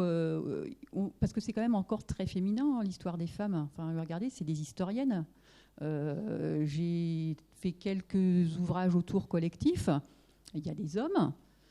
Ils font du bon boulot, d'historien, mais on est quand même une flopée de nanas dans l'histoire. Ça fait des réunions super sympas, mais le problème, c'est qu'il ne faudrait plus qu'on ait à se poser la question, est-ce qu'on a autant d'hommes? Parce qu'on cherche parfois la parité, et c'est quand même significatif. Bon, en même temps, vous avez un colloque sur l'histoire militaire, je suis un peu seule. Puis en plus, je ne parle pas de jeu d'arc, donc vraiment, ils sont tous déçus. Non, mais il y a plein de petites choses comme ça. Donc, en fait, c'est la question. C'est la méthode. Donc, c'est pas Stéphane Bern. Ouais, puis il y a l'école. Enfin, pour moi, ça passe vraiment par l'école. Oui, évidemment. Moi, je voulais juste... alors, tiens, par exemple, à Nantes, sur les collègues qui s'intéressent aux gens, par contre, il y a quand même pas mal d'hommes. C'est plutôt une bonne chose. Allez. Peut-être, voilà, c'était pour faire une petite auto-promo dans notre université, c'est RHIA, allez. Mais par ailleurs, en fait, je voulais rebondir aussi sur 19e siècle aussi, c'est le moment, effectivement, le siècle du progrès, de la science, où l'histoire se constitue comme science, et où on va accorder une primauté à l'écrit. À ce moment-là, on estime que la seule chose qui est une archive, c'est l'archive écrite, et l'archive écrite de préférence officielle. Bon, ça efface beaucoup les catégories qui n'écrivent pas. Les femmes, mais aussi les pauvres, les minorités, etc. etc. Donc ça va beaucoup jouer. Et ça, c'est quelque chose dont on est sorti largement. Enfin bon, on a un siècle d'école des annales et puis ensuite un demi-siècle d'histoire des femmes et du genre, etc. Mais c'est des automatismes qui ont été ancrés au XIXe siècle et tant et si bien effectivement que comme les femmes sont absentes de ces archives écrites, effectivement, elles n'ont pas d'histoire. Et il y a un historien, c'est un historien néerlandais, en tout cas un auteur néerlandais de la fin du 19e siècle qui s'appelle Konrad Buscanuet, qui dit les femmes sont une catégorie que l'on devrait envier pour ne pas avoir d'histoire. Voilà. Et je trouve que ça résume assez bien la façon dont on perçoit ce côté-là. Le quotidien n'a pas d'histoire. C'est vraiment à partir des années 70 qu'on se dit, tiens, on pourrait faire une histoire de la vie privée, on pourrait faire une histoire des pratiques du quotidien, etc. Donc là, sinon, il y a des cours d'épistémologie top à la fac d'histoire qui peuvent développer là-dessus. Mais donc voilà, c'était. Et sinon, effectivement, il y a la question de comment est-ce qu'on peut se prémunir de ça. C'est vraiment savoir quelles questions on veut poser et des fois se dessiller sur des choses, mais même se relire quelques années plus tard et voir des choses qu'on a changées. Moi, je sais que par exemple, je suis en train de réécrire ma thèse, c'est un travail de grande humilité, parce que quand on voit ce qu'on a écrit avant, c'est terrifiant. Et je fais un chapitre sur les migrations et sur les migrantes et les migrants vers la Nouvelle-Néerlande. Donc les migrantes, les migrants, alors viennent de toutes les régions d'Europe, mais alors absolument pas d'Afrique. Et je n'en ai pas parlé en fait dans ce chapitre-là alors que c'est ce qu'on appelle des migrations forcées. C'est une déportation, mais pour moi, ça ne faisait pas partie de l'histoire de la migration, c'était autre chose. Et dès qu'on réintroduit l'immigration forcée du continent africain, ça va mixifier notre histoire et ça va transformer en fait les conclusions qu'on va en tirer. Et en me relisant, j'étais là, mais c'est évident et je ne l'avais pas vu. Et quelque part, c'est là que se loge le travail de l'historien, l'interaction entre l'archive et le contexte actuel et les urgences du quotidien, comme disait Patrick Boucheron il y a quelques années. Juste sur moi, là on me demande souvent, oui, mais est-ce qu'on continue d'oublier des femmes? Est-ce que c'est encore le processus continue? Et donc la semaine dernière, j'étais avec des lycéens et on parlait de politique et je leur disais, vous pensez une femme présidente de la République, est-ce que ça peut arriver ou pas? Qu'est-ce que vous en pensez, etc. Non, c'est pas près d'arriver et tout. Et je leur dis, une femme Premier ministre en France, est-ce que c'est déjà arrivé? Non, jamais. Salut Edith Cresson.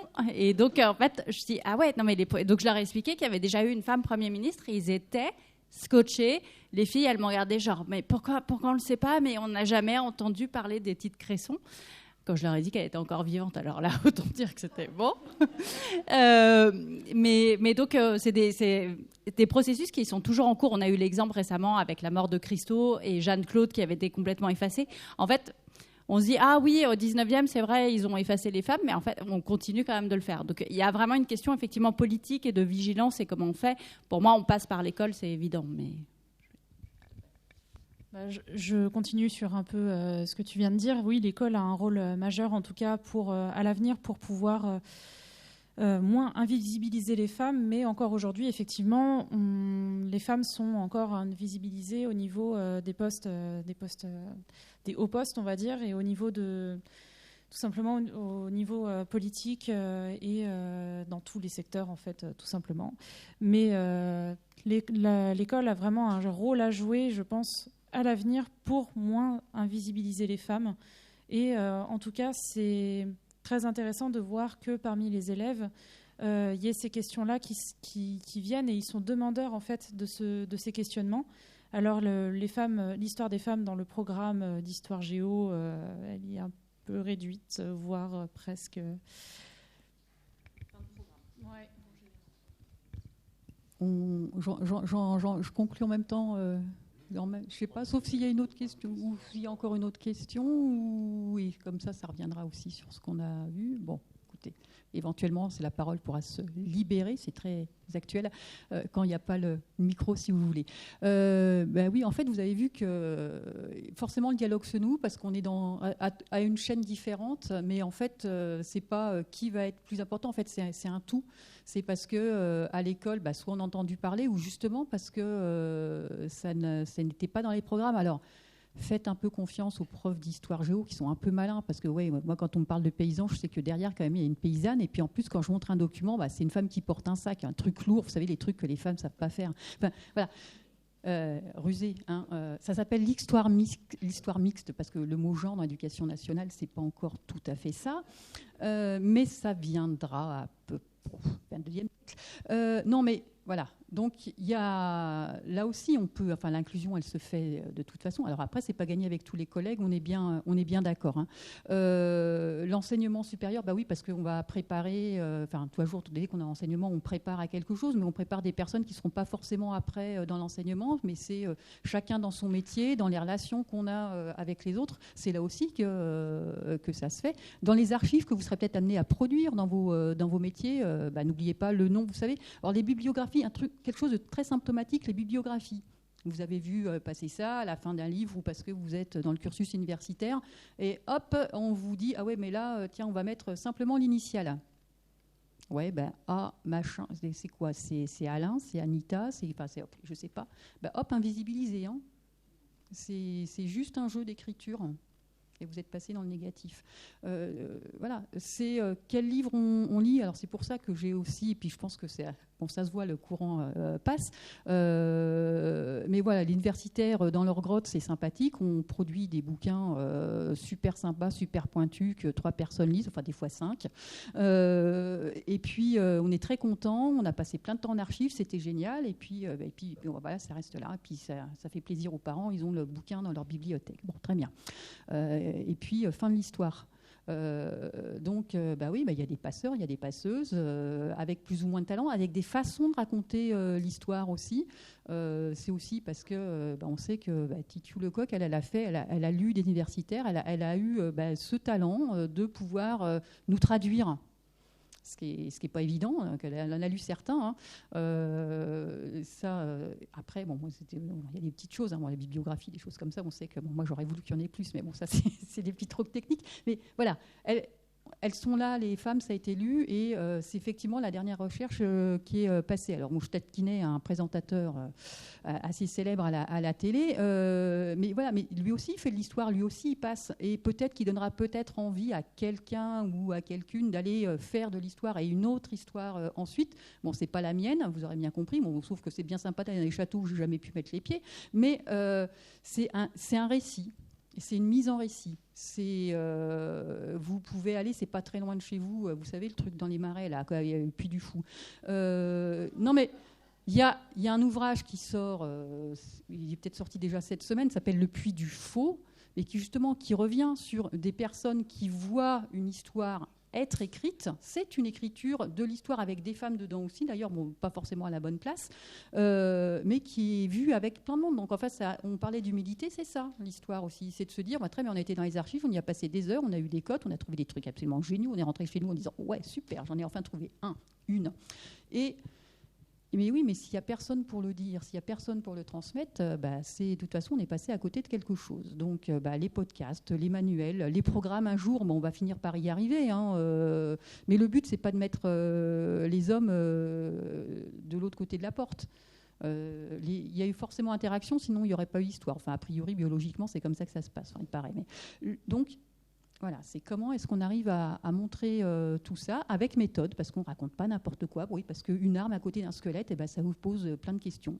Parce que tout d'un coup, ces femmes qui demandent justice ou contraignent en justice, c'est une interaction, un monde d'hommes, un monde de femmes qui se confrontent à une échelle domestique ou à une échelle professionnelle, et c'est pas fini. Et là où il y a peut-être une alerte à porter, c'est que derrière, il y a souvent aussi le corps des femmes qui est en question. On n'en parle pas souvent parce qu'on est dans l'écriture, mais les actions d'hommes qui ont des actions sur le corps des femmes, c'est toujours très contemporain. Alors, je sais pas comment... Il y a des tracts aussi qui sont présents en bas, c'est autour de l'IVG par exemple, mais c'est des violences en ce moment faites aux femmes qui reviennent sur le... Donc c'est pas fini. Et là où on pourrait penser que c'est figé, c'est marqué dans la loi, on pourrait se dire, tiens, 75, IVG, c'est très bien, super, on a gagné. Regardez ce qui se passe en Pologne, ce qui a pu se passer en Espagne. Si on ne réagit pas, hop, il faut réécriture des États-Unis, il faut réécrire l'histoire. Alors c'est quand même un éternel combat, cette histoire-là. Bon, c'est très bien, ça permettra de revenir. Mais non, mais voilà, il ne faut pas croire que l'histoire est écrite, l'histoire est finie, tout simplement parce qu'il n'y aurait pas d'archives ou il y aurait d'autres archives ou parce qu'on les aurait déjà lues. Parce que de toute façon, il y aura un autre regard dessus. De l'histoire des femmes, on est passé à l'histoire du genre. C'est déjà 30 ans pour y arriver, à peu près, grosso modo. Est-ce qu'on prend une dernière question ? Du coup, désolé, je rebondir un petit peu sur la question, alors plus sur celle du 19e du coup. C'est assez intéressant ce que vous venez de répondre parce que ça a rebondi. Alors je vais parler sous votre contrôle parce que je vais citer un philosophe, Michel Foucault, qui était archiviste aussi, mais dont je ne suis pas allé vérifier pour le coup le travail d'archive.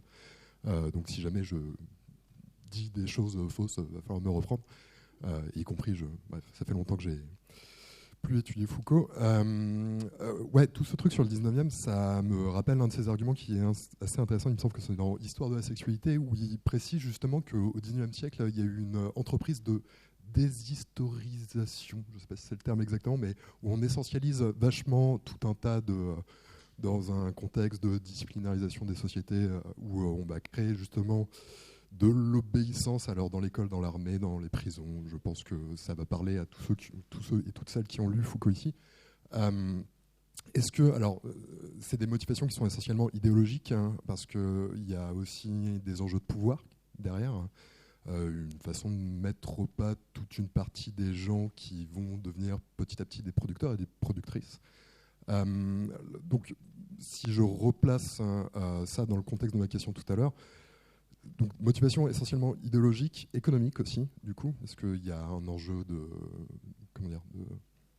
de contrôle sur ces personnes-là, de contrôle dans un but de productivité.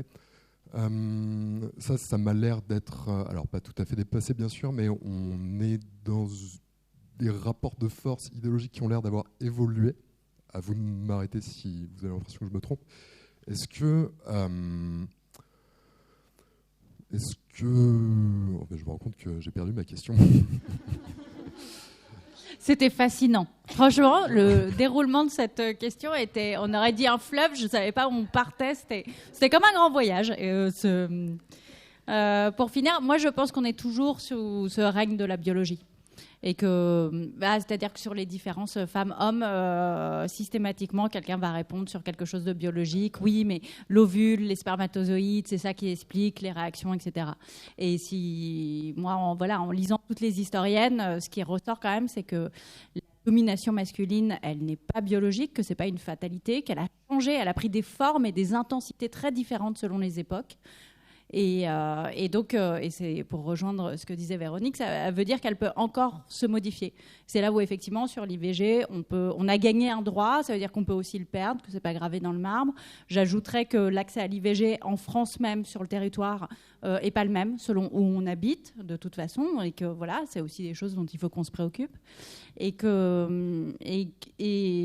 c'est une histoire qui rend un peu libre et responsable aussi parce que c'est se rendre compte que, moi, sur cette histoire des femmes, il y a quand même un moment, alors vraiment sur l'histoire des féminismes, où je me dis, moi j'ai le droit de vote parce qu'à un moment, des femmes se sont dit, on va se battre pour avoir le droit de vote. Alors les premières qui l'ont fait, c'est pas elles elles n'ont jamais pu voter. Mais il y a quand même un moment où on revient à quelque chose où c'est des groupes de gens qui vont se battre pour obtenir quelque chose et pour améliorer la société. Et voilà. Et les féministes, quand elles l'ont fait, elles ont réussi. Et ça, je trouve ça. Voilà. En général, j'aime bien finir sur un truc un peu positif. Et donc, non, et c'est vrai. Et voilà. Et c'est comme ça qu'on a acquis des droits qui sont résumés d'ailleurs dans l'exposition au rez-de-chaussée. Et pour rebondir aussi sur l'archive, puisqu'on était sur une réflexion sur l'archive et l'effacement des femmes de l'archive quand on est sur des périodes anciennes, la note optimiste aussi, c'est que les femmes sont productrices de discours beaucoup plus, de manière beaucoup plus visible. Sauf Édith Cresson. Sauf Édith Cresson, voilà. Elle n'a pas produit de discours. Voilà, c'est bien le problème.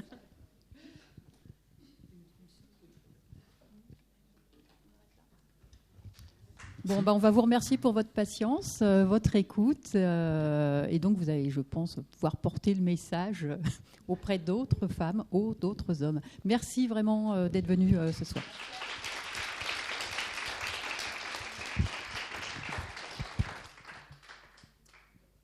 Voilà, et la programmation autour de cette exposition continue aussi. Pour ceux qui s'intéressent aux questions méthodologiques, il y a un exposé, conférence le 12 avril qui va traiter de ces questions-là. Comment on recherche dans les fonds d'archives avec l'idée de retrouver des sources qui documentent l'histoire des femmes. Voilà. Merci à vous. Merci aux intervenantes.